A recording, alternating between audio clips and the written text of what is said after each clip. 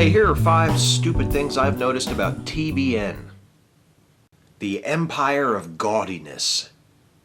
I'm not sure if TBN has a custom-built corporate headquarters at its home base in Costa Mesa, California, but if it does, don't you think that building should be called Tacky Tower?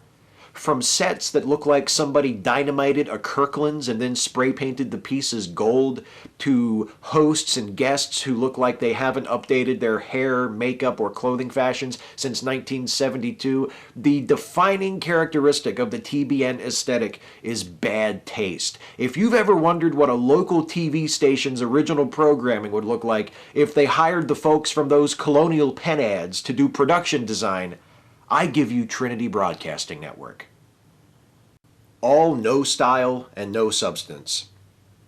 That's the thing, though. It's what makes TBN ludicrously entertaining and truly bottomlessly horrible at the same time. Once you get beyond laughing at the cheap showiness of it all, there's really nothing there for you. And I say that as an atheist, but it's hard to imagine even a Christian finding anything of real practical use on TBN.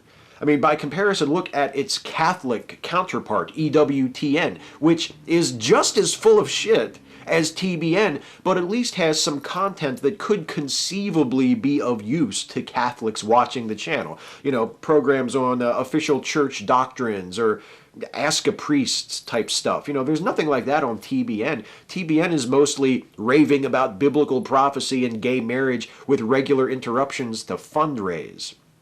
Okay, everybody, phone lines are open right now to take your prayer requests, and don't forget to have your credit card handy when you call so you can leave us a little love gift as well. And now let's have us a song from Ray Boltz.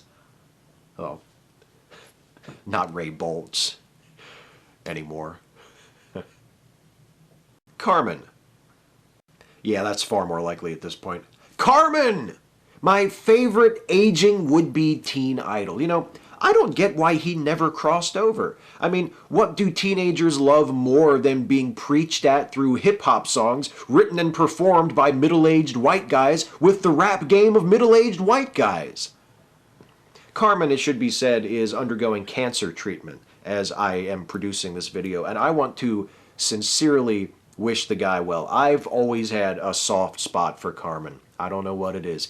I know that he's dedicated his life to serving one of the most laughable forms of religion, and what I know of his personal politics is kind of repugnant, and he's been terrible at every single thing I've ever seen him do.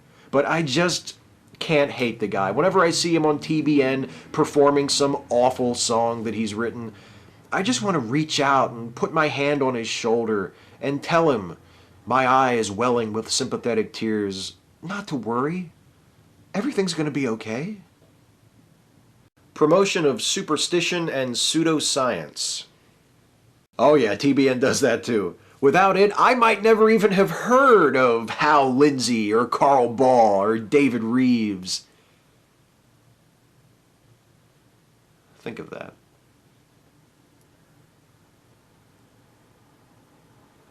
Generating revenue through the fleecing of the vulnerable.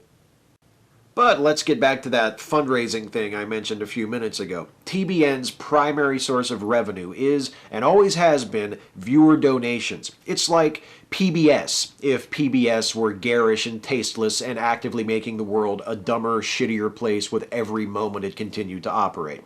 Oh, and if PBS solicited donations by frightening and guilt-tripping and making unkeepable promises to senior citizens on fixed incomes. Begging the audience to pay the bills while offering them nothing but blowhard preachers shouting shallow, self-serving theology from chintzy sound stages would be bad enough. Directing the pitch at people who often can't afford it and promising that they will be ritually blessed by your imaginary God in return for their faithful love gift, that's kind of evil. Almost more evil than Benny Hinn's Nehru jacket. Almost. The hardest part is only picking 5. Catch you next time.